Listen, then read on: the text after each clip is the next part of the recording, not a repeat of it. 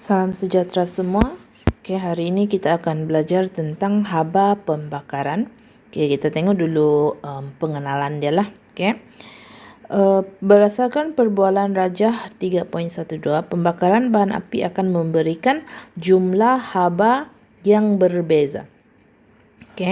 So pembakaran bahan api merupakan satu tindak balas eksotermik. Sebab bila kita membakar, kita rasa benda tu panas kan, jadi dia membebaskan haba. So pembakaran adalah tindak balas eksotermik.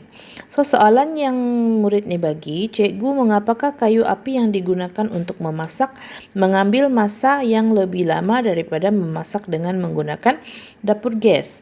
So itu jawapan cikgu dia, setiap bahan membebaskan haba pembakaran yang berbeza.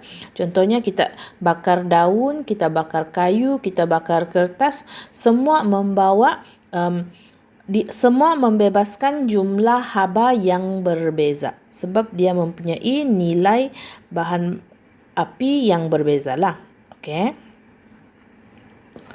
So pertimbangkan pembakaran lengkap metana dalam oksigen. Dalam satu pembakaran kan, untuk pembakaran berlaku dengan lengkap, oksigen mestilah berlebihan. So kalau oksigen kita membakar dalam keadaan yang kurang oksigen, dia tidak akan membentuk karbon dioksida lah. Yang kita mau bincangkan sekarang ialah pembakaran yang lengkap. Jadi bermaksud oksigen mestilah cukup, mestilah berlebihan, cukup ataupun berlebihan.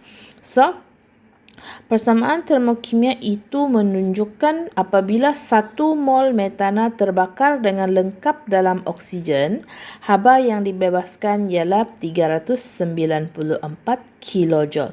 So bermaksud kalau 1 mol CH4 ini, iaitu metana, terbakar dengan lengkap, dia akan membebaskan karbon dioksida dan air, uap air lah.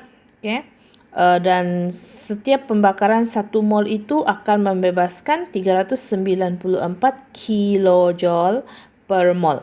1 mol. So, haba yang dibebaskan itu dikenali sebagai haba pembakaran. So, mesti ingat dalam otak, kalau persamaan pembakaran, mestilah bahan itu tambah dengan oksigen. Bermaksud pembakaran memerlukan oksigen kan, jadi tambah oksigen lah. Bakar apa-apa jenis persamaan pembakaran memang dia tambah oksigen. Cuma bilangan mol ini akan berubah. Dan hasil dia mestilah karbon dioksida dan air. Cuma bilangan mol ini akan berubah mengikut bahan apa yang kamu bakar. So definisi untuk haba pembakaran ialah haba yang dibebaskan apabila 1 mol bahan dibakar dengan lengkap dalam oksigen berlebihan. Semua ini adalah kata kunci, hafal. 1 mol bahan dibakar dengan lengkap. Mesti ada perkataan dengan lengkap dalam oksigen berlebihan. Kalau kamu tulis dalam ayat, dalam oksigen O2 tidak tulis boleh. Tapi jangan tulis dalam O2 berlebihan. Tidak boleh. Mesti lengkap oksigen. Simbol tu dia mau tulis pun boleh, tidak mau tulis pun boleh. Tapi kalau kamu buat ayat, ini mestilah dalam bentuk perkataan.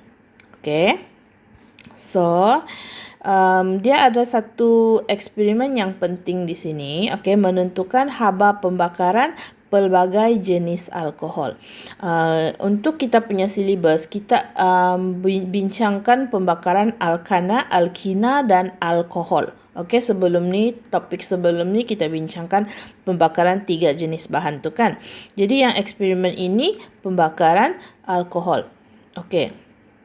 Kalau kita tengok di sini, sebelum saya mulakan perbincangan tentang eksperimen, berbeza dengan yang 3 jenis haba yang kita belajar sebelum ni, pemendakan, penyesaran, peneutralan, semua haba itu dia pembebasan haba tu kita nampak daripada suhu bahan itu sendiri. Kan? Contohnya asid tambah alkali, kita ukur suhu larutan yang bercampur tu. Okey, kalau macam haba penyesaran pun kita ukur suhu benda tu kan, larutan tu. Tapi untuk pembakaran, dia punya cara ialah bahan api letak di sini, okey. Okey, tapi yang kita ukur ialah suhu air. Maksudnya kita bakar bahan api itu untuk panaskan air dan kita akan ukur berapa peningkatan suhu air. Okey, maksudnya di sini kau boleh tukar metanol, etanol, propanol, okey, butana, butina, okey. Yang penting bahan api di bawah lah. Dan kita akan ukur suhu air. Itu dia punya beza dengan 3 jenis haba di depan. Okey, so tujuan menentukan haba pembakaran pelbagai jenis alkohol. Okey, so pernyataan masalah, adakah bilangan atom karbon per molekul alkohol mempengaruhi haba pembakaran? Maksud dia yang satu C, C2, C3, C4 kan? Etanol, propanol, metanol, butanol, pentanol, apa semualah. Bilangan karbon dia. Adakah bilangan karbon per molekul mempengaruhi haba pembakaran, haba yang dibebaskan? So, kalau pernyataan kita berkaitan dengan bilangan atom karbon per molekul, kita punya hipotesis mesti ada kaitan dengan pernyataan masalah.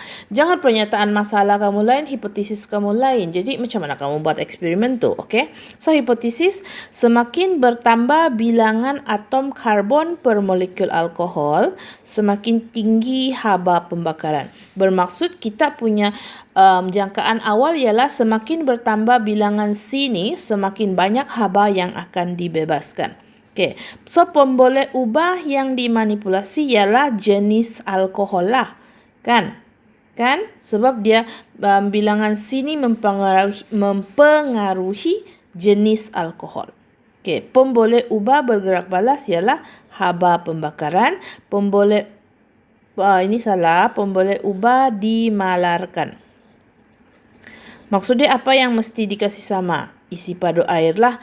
Jangan kamu bilang bikar, jangan kamu bilang segitiga tanah liat, jangan kamu bilang pelita, okey? Isi padu air. Sebab kalau contohnya lah kan, metanol kamu guna 100 cm padu air. Okay. Nanti etanol kamu guna 200 cm padu. Nanti pentanol kamu guna 300 cm padu. So, mana satu yang mempengaruhi keputusan? Bilangan karbon kah? Isi padu air. Okay. Jadi, untuk memastikan kamu punya keputusan eksperimen hanya dipengaruhi oleh bilangan karbon, kita mesti malarkan isi padu air. Okay. Kita tukar jenis alkohol tapi isi padu air tu kita mesti pastikan dia sama supaya tidak mempengaruhi keputusan eksperimen. Okey, so bahan metanol, etanol, propanol, butanol dan air. Okey, ini ialah beza dia ialah bilangan karbon dia lah. Okey. So radas tu baca sendiri dan ini ialah susunan radas dia. Okey, pastikan nyalaan pelita menyentuh bahagian bawah bekas kuprum. Terus pastikan api tu sampai di bekas kuprum tu supaya kita untuk mengurangkan haba yang dibebaskan ke sekeliling. Okey, supaya untuk memastikan haba tu sampai terus kepada bekas kuprum. So dia punya langkah-langkah ni kamu boleh baca sendiri, okey? Tapi secara ringkas dia ialah sukat air masukkan, lepas tu sukat dan rekodkan suhu awal air, isikan pelita dengan metanol, okey? Timbang dan rekod jisim pelita bersama dengan penutup dan metanol dengan penimbang. Kita mau ukur nanti berapa bahan api yang sudah dibakar dengan berapa kenaikan suhu. Okey. So, laraskan kedudukan bla bla bla menyentuh bahagian bawah. Kacau air dalam bekas kuprum sepanjang eksperimen dengan termometer. Okey. Soalan ini mungkin dia akan tanya kenapa perlu kacau air. Kamu sudah pernah jawab dalam soalan latihan sebelum ini untuk memastikan haba disebarkan secara rata. Okey. Padamkan nyalaan apabila suhu air meningkat sebanyak 30 darjah Celsius. Bermaksud, okey, contohnya mula-mula air tu 20. Dan kita timbang kita punya bahan api tu berapa dia punya berat kan? Berapa dia punya jisim. And then kita panaskan sampai suhu air tu 50, okey? Sebab kita mau ukur perubahan suhu 30 saja. Okey. So sampai air tu mencapai suhu 50, kita akan offkan api, kita akan tutupkan pelita tu dan kita timbang berapa gram, okey, berapa jisim bahan api yang sudah digunakan. Okey, kita bukan ukur kenaikan suhu, kita ukur berapa jisim bahan api yang digunakan untuk menaikkan suhu sebanyak 30 darjah Celsius. Ini cara menjalankan eksperimen ini. Okey. So, nanti kalau dalam buku modul, dia ada eksperimen ini dan kamu akan kamu try lah jawab, okey? Baca dia punya langkah-langkah, okey, apa maklumat yang dia minta dan kamu jawab soalan tu. Senang saja. Okey, so ini adalah keputusan dia. Molekul alkohol mengandungi atom karbon, C, hidrogen, H dan oksigen. Pembakaran lengkap alkohol membebaskan karbon dioksida dan air. Okey. Pembakaran alkohol juga membebaskan tenaga iaitu tindak balas eksotermik. Okey, ini ialah graf dia. Kita cuba fahamkan dulu graf ini. Haba pembakaran melawan bilangan atom karbon per molekul. Okey. C1, C2, C3, C4. Ada 4 karbon, ada 3 karbon. Okey. Kalau kita tengok graf ini, semakin meningkat bilangan atom karbon per molekul, okey, semakin banyak dia punya bilangan karbon, semakin meningkat dia punya haba pembakaran. Okey. So, apabila bilangan atom karbon per molekul alkohol bertambah, maka pembakaran alkohol menghasilkan lebih banyak molekul karbon dioksida dan air. Oleh itu, semakin banyak haba dibebaskan.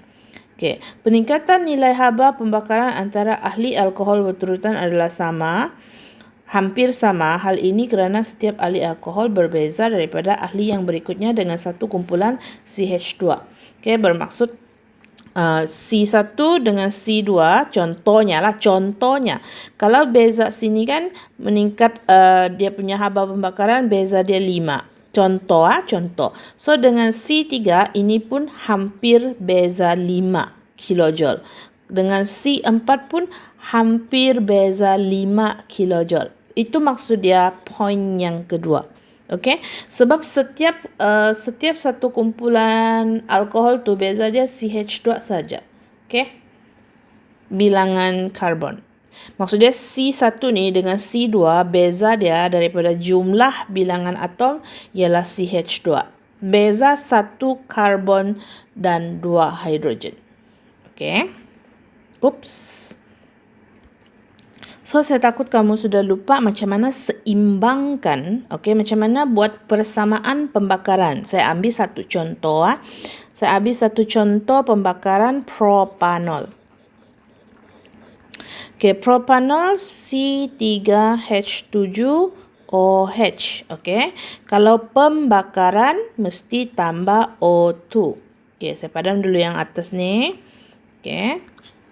Mesti tambah O2 dan apa hasil dia? Miss bilang tadi, hasil dia mestilah karbon dioksida dan air. Semua jenis pembakaran, okey, mesti inilah pasangan dia dan ini dua hasil dia. Buat dulu and then baru seimbangkan. Dan seimbangkan persamaan pembakaran. Okey, hari itu sudah kita bincangkan, dia mesti buat pertimbangan bilangan karbon dulu and then bilangan hidrogen, ketiga bilangan oksigen. So, kita pertimbangkan bilangan karbon dulu. Bilangan karbon sini 3, so kita tambah di sini 3.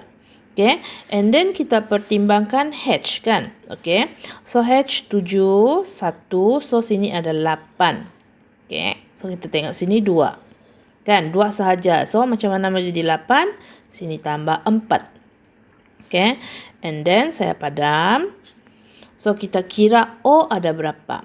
O sini ada 1 kan. Sini ada 2. So, ada 3. So, sini 3 darab 2 ada 6. Sini ada 4. So, saya sebelah kanan ada 10. Okay. Sebelah kiri saya ada 3. Okay. Bermaksud sini kalau yang C3H7OH ni, kalau saya tambah nombor di sini, okay, tambah apa-apa nombor, dia akan mempengaruhi saya punya karbon, mempengaruhi saya punya hidrogen kan. Jadi saya tidak mau lagi kacau yang depan ni. So saya kacau yang belakang sajalah. Okay. So yang belakang ini saya mau jadikan dia 10. Bermaksud ini O ini mesti 9 bah. Sebab 9 tambah 1 10. So macam mana saya jadikan ini sebagai 9. Jadi kamu tengok ini ada 2 kan. Kasih per dia 2. So 9 di atas. Nombor yang kau mau letak di atas. Di bawah letak per 2. Sebab kita boleh potong 2 ini. Okay. So bila kita potong dia akan jadi 9 lah. So 9 tambah 1 10. Okay. So itu dia punya langkah. Kalau tidak faham, rewind sikit ke depan. Tengok balik cara seimbangkan persamaan pembakaran. Okey, tengok contoh. Persamaan termokimia bagi pembakaran lengkap etanol C2H5OH ditunjukkan di bawah. Ini persamaan dia. Okey, so hitungkan jisim etanol yang diperlukan untuk membakar dengan lengkap dalam oksigen berlebihan supaya dapat menaikkan suhu 200 cm padu air sebanyak 50 darjah Celsius. Maksudnya, kamu bakar berapa gram etanol tu, baru kau boleh naikkan suhu 200 cm padu air tu sebanyak 50 darjah Celsius. Berapa gram yang kau perlu bakar? Ini kita boleh kira. Okay, melalui pengiraan. Jadi, so apa yang kita boleh cari dulu? So kita cari, okay, disebabkan kita ada ini 200 cm padu ialah apa? Ialah M kan? Kenaikan suhu sebanyak 50 ialah theta. Okay? Dan C kita tahu 4.2. Jadi kita boleh kira Q, haba yang dibebaskan dalam eksperimen ini. Okay, ialah MC theta, iaitu 204.2 theta 50 darjah Celsius. So kita akan dapat 42000 joule. Okay, maksudnya dalam eksperimen yang saya buat ini, eksperimen ini hanya membebaskan sebanyak 42,000 joule tenaga. Okay? Tapi kalau ikut teori, 1 mol akan membebaskan 1376 kilojoule. Jadi bermaksud kalau 42,000 ni berapa mol? Berapa mol yang terlibat dalam ini, dalam eksperimen ini? Jadi macam mana? Guna nisbah. Okay? So, saya macam ni. Saya 1376 kilojoule kan? 1376,000. Okay, kilo tu tukar kepada ribu. Bersamaan dengan 1 mol. Okay, so sekarang saya mau cari yang saya bebaskan. Yang eksperimen ini bebaskan 4200 tu kosong bersamaan dengan berapa mol. Okay, mol kan? Sekarang mau cari, so N lah. Alright, so untuk selesaikan soalan ini, okay, ini adalah simple maths. Okay, simple maths. Kalau sudah mahir, tidak perlu buat langkah inilah. Okay, 1376,000 darab N 42,000. Okay, and then N sama dengan 42,000 bahagi 1376000. So jawapan yang kamu dapat adalah 0.03 mol. Bermaksud dalam eksperimen ini hanya 0.03 mol yang terlibat. Okay, sebab dia hanya membebaskan 42,000 joule tenaga. Okay, and then macam mana kita mau olah kita punya jawapan, mau bagi tahu, okay, dalam eksperimen ini 0.03 mol. Okay, ayat ini penting okey. So daripada persamaan termokimia, okey, 1376 kilojoule haba dibebaskan daripada pembakaran berapa mol? 1 mol. Okey, etanol. Okey, so oleh itu, okey, 42 kilojoule haba dibebaskan daripada berapa mol? 0.03 mol etanol. Begini baru kita kira lengkap kita punya jawapan. Okey. So bermaksud soalan mau cari apa? Soalan mau cari jisim. Berapa jisim? Yang kau dapat sekarang ialah mol, 0.03 mol. Jadi macam mana cari jisim? Okey. So kita buat langkah yang seterusnya ialah daripada mol kita cari jisim. N sama dengan jisim bahagi JMR. Bilangan mol sama dengan jisim bahagi JMR. Ini pun hafal. Sampai di U boleh guna. Okay. Bilangan mol sama dengan jisim bahagi JMR. Jangan hafal yang selain daripada ini. Sebab nanti kamu terlampau banyak menghafal. Hafal satu saja. Bilangan mol sama dengan jisim bahagi JMR. Jadi isi tempat kosong. 0.03 sama dengan jisim. Okay. JMR soalan ada bagi. Metanol berapa? 46. Kalau soalan ada bagi jisim molar, bermaksud dalam soalan ini memang kamu akan guna. So kena pintar sikit, fikir di mana mau guna. So 46 macam ni, and then barulah kita selesaikan darab dia pergi sebelah. Jisim 46 darab 0.03, okay, sama dengan 1.38 gram. Okay, bermaksud untuk membebaskan, untuk menaikkan suhu 200 cm padu air sebanyak 50 darjah Celsius dengan menggunakan etanol, kita perlu bakar sebanyak 1.38 gram etanol. Okay. Kalau metanol lain lagi lah dia punya nilai. Kalau propanol pun lain lagi dia punya gram. Okay. So,